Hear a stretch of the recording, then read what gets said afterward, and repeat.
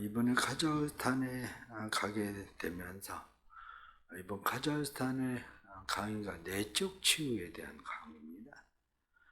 내적 치유, 그렇게 이야기하면 사람마다 마음속에 또 다른 내가 있다는 그런 거죠. 그런데 또 다른 내가 있는 그 나는 누구냐? 상처 입은 사람, 그겁니다. 근데 사람들이 내 안에 또 다른 나를 가지게 되는 이유가 어디 있는가? 그것은 상처를 입어서 자기의 정체성을 상실한 거예요. 종종 우리는 상처를 가지고 있는 사람들이 상처가 드러나지 않을 땐 괜찮은 것 같아요. 그런데 누군가 그 아픈 상처를 건드리면 자기의 존재 정체성을 잃어버리고 그 아픔을 그냥 드러내죠. 그러다가 보니까 사람들이 이 상처가 드러나는 그러한 것들이 두 가지 현상으로 일어납니다. 하나는 교만이고 하나는 열등감입니다. 대부분 상처를 가지고 있는 사람이 그 상처를 덮기 위해서, 가리기 위해서 나타나는 것이 대부분 교만입니다. 저 사람 왜 저렇게 교만한가? 사실은 정체성을 잃어버린 겁니다. 내가 누군지에 대한 정체성. 또 다른 하나는 열등감이죠. 열등감은 그 상처 때문에 자기를 작게 축소시키는 거죠. 그래서 자기는 아무것도 아닌 것처럼 생각하게 됩니다. 그냥 쉽게 이야기를 하면 그런 거죠. 옷걸이 하나가 있습니다. 그런데 그 옷걸이를 우리가 옷을 걸기 위해서 옷걸이가 필요한 거죠. 그런데 옷걸이가 착각하기 시작해요. 자기에게 좋은 옷이 계속 걸리기 시작하면 옷걸이는 자기 옷걸이라는 걸 잊어버려요.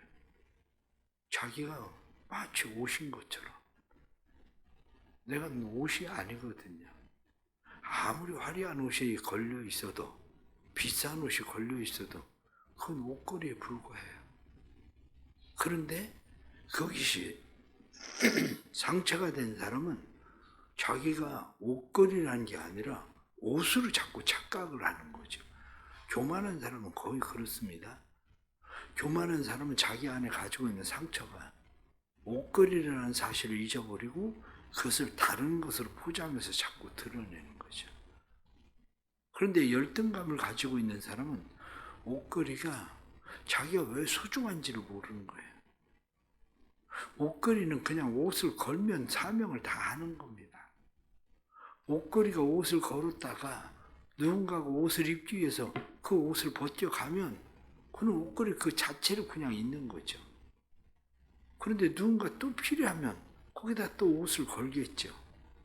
그런데 자기는 늘 자기에게 걸리는 옷에 대한 생각이 아니라 자기는 옷걸이가 때로는 철사로 되어 있든지 아니면 플라스틱으로 잘생겼든지 옷걸이의 차이가 뭐 철사로 되어 있든지 플라스틱으로 잘 되어 있든지 그 차이가 뭐 무슨 얼마나 되겠습니까? 그냥 옷걸이일 뿐이지. 그런데 자기는 철사로, 가느다란 철사로 옷걸이가 되어 있어서 초라한 것처럼 늘 생각하는 거죠. 그렇습니다. 중요한 것은 존재인식입니다. 존재인식. 그것을 다른 말로 이야기하면 정체성이라고 이야기하죠. 이사야 43장은 많은 사람들이 좋아하는 말씀입니다. 저도 이사야 43장은 굉장히 좋아합니다. 오늘 1절부터 7절까지 나타난 말씀은 거의 제가 뭐 다른 사람을 위해서 기도할 때도 많이 사용하는 성경 구절이기도 하고 제 삶에 정체성을 가지고 있는 아주 중요한 것이 이사야 53장 이 말씀입니다. 이 이사야 53장의 정체성만 분명하면 그 사람은 교만할 이유도 없고 열등감에 빠질 이유도 없습니다. 그런데 사람들은 이사야 53장의 말씀이 하나님과의 관계 속에서 하나님과 나 사이에 관계적 존재라는 그 사실을 늘 잃어버리고 나는 누구냐? 그 정체성을 하나님과의 관계 속에서 두는 정체성이 아니라 그냥 자기 스스로의 정체성을 가지려고 하는 겁니다. 나 스스로의 정체성이 아니라 관계적 정체성입니다. 관계적 정체성. 그러면 관계적 정체성을 가지려면 하나님이 누구냐? 그거부터 시작해야 되는 거야. 내가 누구냐부터 시작하는 게 아니라 하나님은 누구신가? 여기부터. 그러면 내가 믿는 하나님은 누구냐? 그 이야기입니다. 내가 믿고 의지하고 내가 신뢰하는 하나님은 누구냐? 그 하나님에 대한 이야기입니다. 그래서 내가 믿고 의지하고 신뢰하는 그 하나님에 대해서 오늘 성경 본문은 하나님이 어떤 분인지를 분명하게 이야기를 합니다. 하나님은 창조주 하나님. 그래서 하나님은 야곱아 너를 창조하신 여호와. 그래서 하나님은 창조주 하나님이시다. 뒤에 나타난 말씀을 보면 3절 말씀에 대저 나는 여호와 내 하나님이요 이스라엘의 거룩한 이요 내 구원자임이라. 이 말씀을 보면 하나님은 창조주 하나님이시고 뿐만 아니라 하나님은 스스로 있는 분이시고 그리고 하나님은 거룩하신 분이고 그리고 하나님은 모든 것을 구원하실 수 있는 구원자시다. 이거거든요. 내가 믿는 하나님은 어떻습니까? 내가 믿는 하나님이 정말 천지 만물을 창조하신 창조주 하나님을 나는 믿나? 그뿐만 아니라 하나님에 대해서 내가 믿을 때에 하나님은 오늘 말씀에 나타나는 것처럼 나는 여호와 내 하나님이다. 여호와 스스로 있는 자. 난 누구의 도움도 필요한 것이 아니라 나는 스스로 존재하는 나는 신이다. 그 이야기 하시는 겁니다. 그러면서 나는 거룩한 자고 나는 구원자다. 그렇습니다. 하나님과의 관계 속에서 관계적 존재 인식이 먼저 시작되기를 바랍니다. 내가 믿는 하나님에 대한 분명한 믿음, 창조주 하나님에 대한 믿음, 그분은 나를 구속하시는 건지시기에 능하신 하나님, 그 하나님에 대한 믿음에서부터 시작해야 됩니다. 왜냐하면 그 믿음이 시작될 때 그 뒤에 비로소 모든 것들이 다 이어지는 거거든요. 모든 것들이. 그 뒤에 모든 것들이 다 이어지는데 그것은 1절 말씀을 다시 보면 야곱아 너를 창조하신 여호와께서 지금 말씀하시느니라. 이스라엘아 너를 지으신 이가 말씀하시느니라. 나는 누굽니까? 나라는 존재에 대해서 하나님은 말씀하실 때에 너는 내 피조물이야. 그렇게 이야기합니다. 너는 내 피조물이야. 내가 너를 만들었어. 그렇게. 그런데 왜 하나님은 우리를 피조물로 하나님은 우리를 만드셨습니까? 그것을 7절에 나타난 말씀을 보면 내 이름으로 불려지는 모든 자, 곧 내가 내 영광을 위하여 창조한 자를 오게 하라. 그를 내가 지었고 그를 내가 만들었느니라. 단순한 피조물이 아니라 하나님의 영광을 위한 피조물. 그러면 내가 살아가야 될 삶의 가장 중요한 이유가 어디에 있습니까?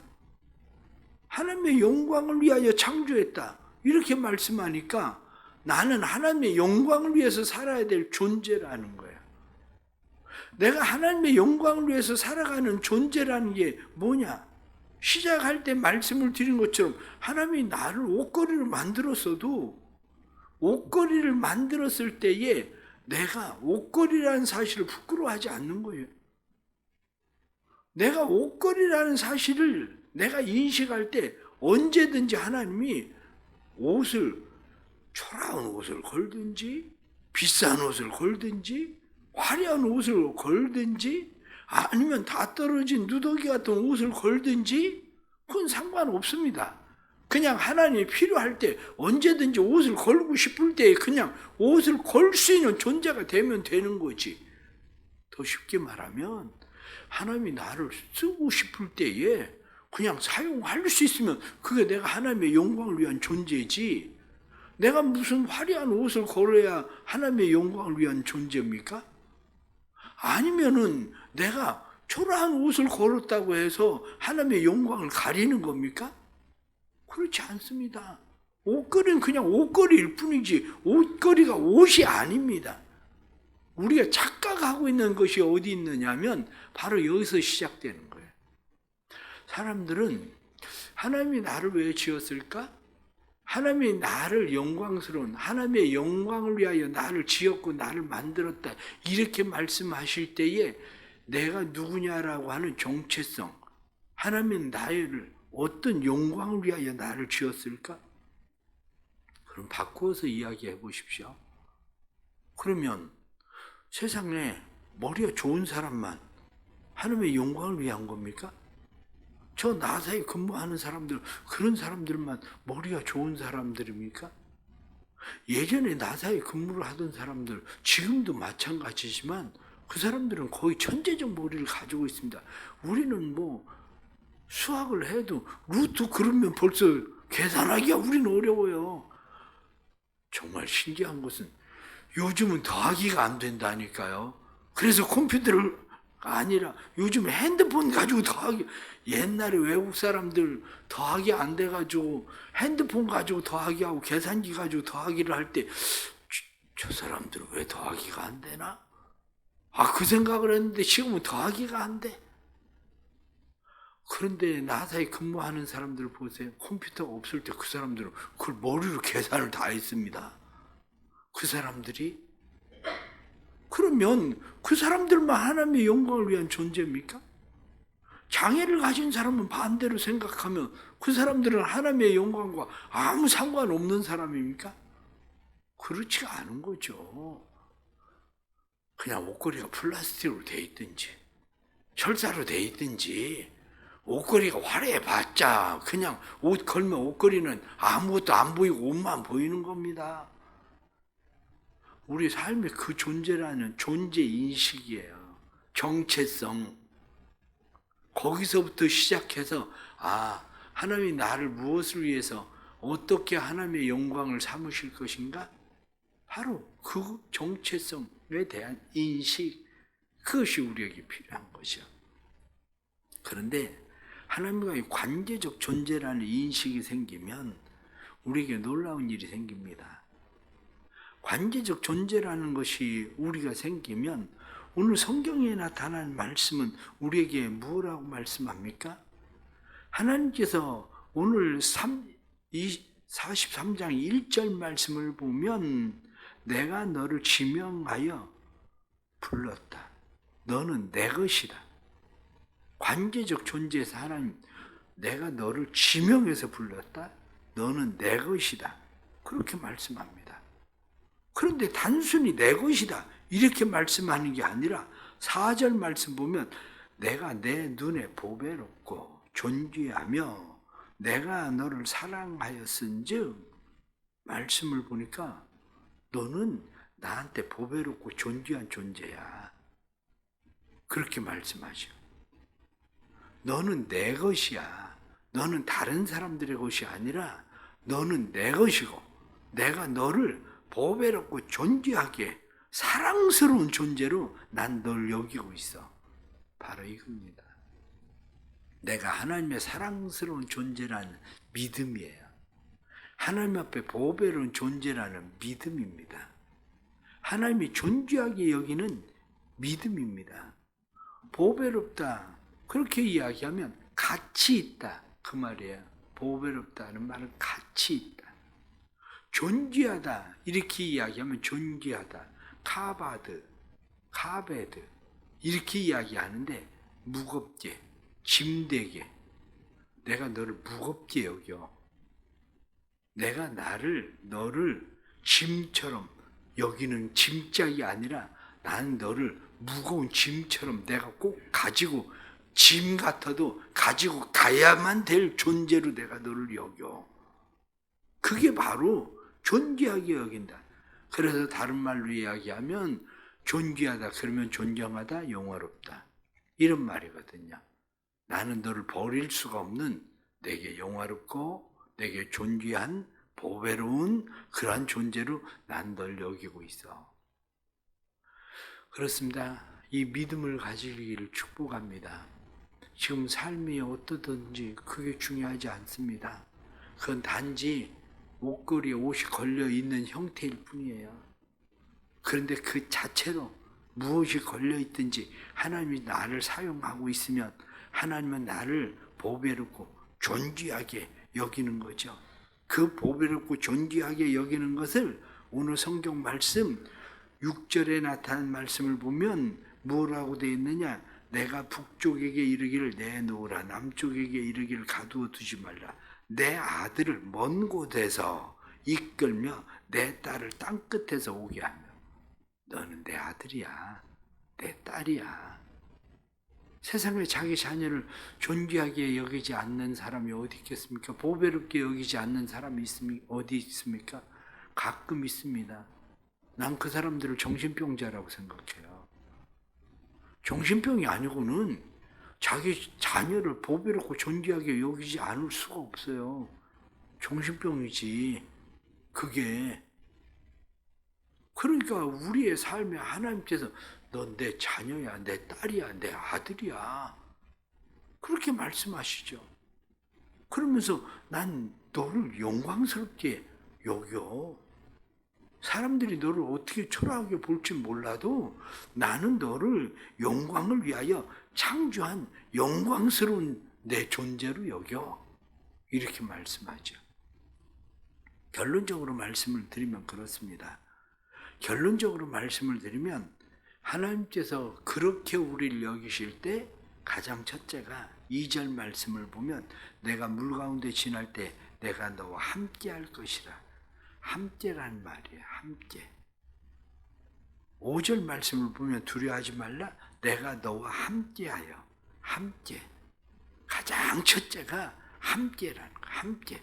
난 너를 떠나지 않아. 너를 버리지 않아. 난 너와 함께 있어. 그게 바로 임마누엘 아닙니까? 임마누엘. 하나님이 우리와 함께 계시다. 세상을 살아가면서 그 믿음이 있는 사람이 하나님을 믿는 사람입니다. 하나님이 나와 함께 계신다. 임마누엘.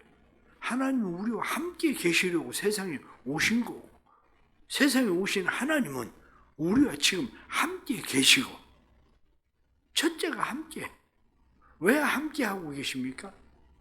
두 번째가 바로 우리를 보호하기 위해서 하나님께서 함께 하신다는 거죠. 우리를 보호하기 위해서 뒤에 나타나는 2절에 나타난 말씀을 보면 강을 건널 때 물이 너를 침몰치 하지 못할 것입니다. 내가 불 가운데 지날 때에 타지도 아니할 것이요 불꽃이 너를 사리지도 못하리니. 하나님께서 함께 하셔서 보호하신다는 거예요. 내가 너를 보호할게.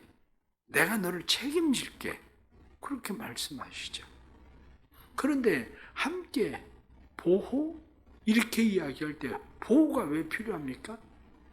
우리가 종종 착각하고 있는 또 다른 하나가 뭐냐면 오늘 말씀을 보면 강을 건널 때에 불 가운데 강을 만나지 않게 하겠다. 그게 아니라 강을 건널 때에 불 속에 들어가지 않겠다가 아니라 불 가운데에 그때 함께하고 보호하겠다는 거예요. 근데 우리는 늘 기도가 어떤 기도입니까? 강을 만나지 않게 해주세요. 불을 만나지 않게 해주세요. 우리의 기도는 주로 그런 기도죠. 만나지 않게 해주세요. 그 일을 당하지 않게 해주세요. 그러나 하나님은 우리에게 그 일을 당하는 게 문제가 아니야. 그 일을 당해도 두려워하지 마. 그 얘기하고 있는 거 아닙니까? 그 일을 당해도 겁먹지 마.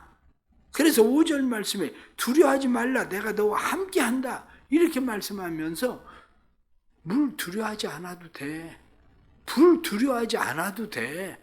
왜냐? 내가 너와 함께하고 너를 보호할 거니까 두려워하지 않아도 돼.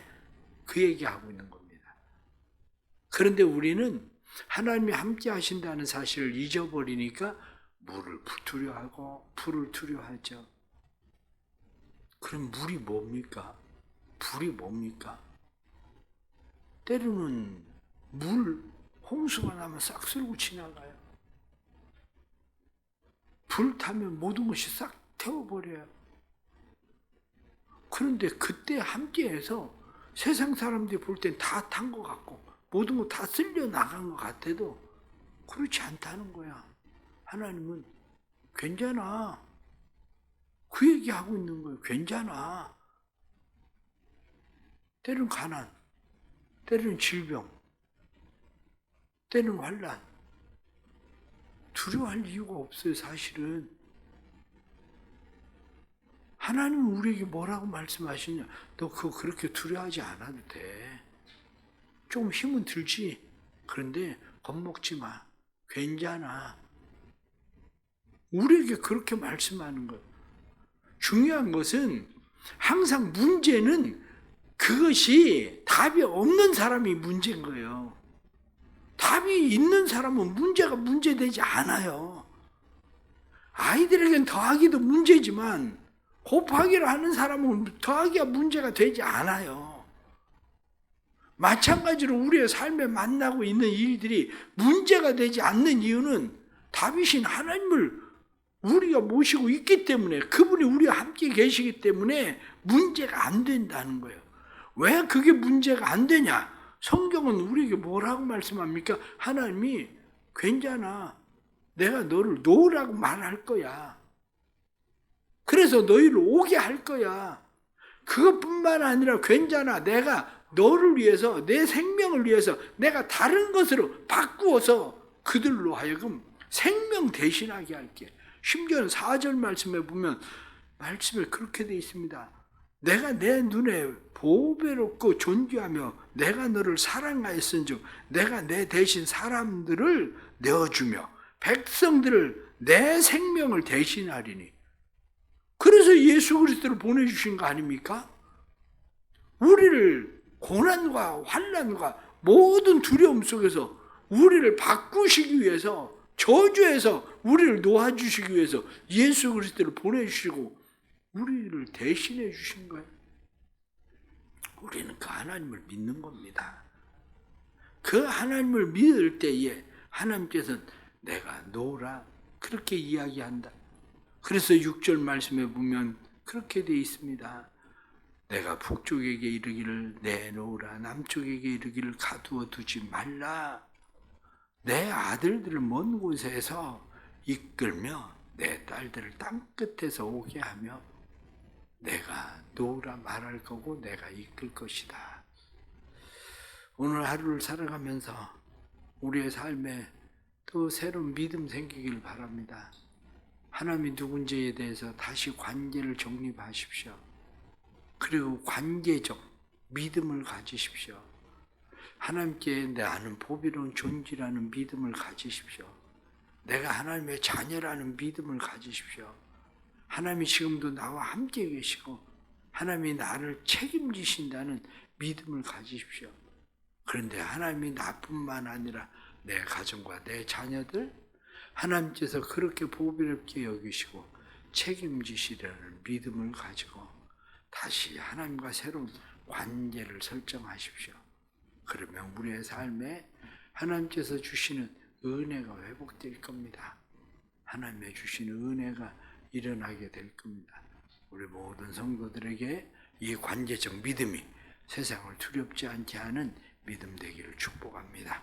기도하겠습니다. 하나님 아버지, 오늘도 하나님 앞에 서 있습니다. 새벽에 하나님과 함께 시작합니다. 우리는 하나님의 자녀들입니다. 하나님의 보배로운 존재들입니다. 하나님의 영광을 위한 존재들입니다. 우리의 정체성을 잃어버리고 살아가는 우리의 삶 속에 참된 믿음의 정체성을 주셔서 하나님은 우리의 창조자시고 하나님은 우리의 보호자시고 하나님은 우리의 구원자라는 사실을 잃어버리지 않도록 도와주옵소서. 하나님이 우리를 사랑하시고 하나님이 우리를 이끄시니 우리는 안전합니다.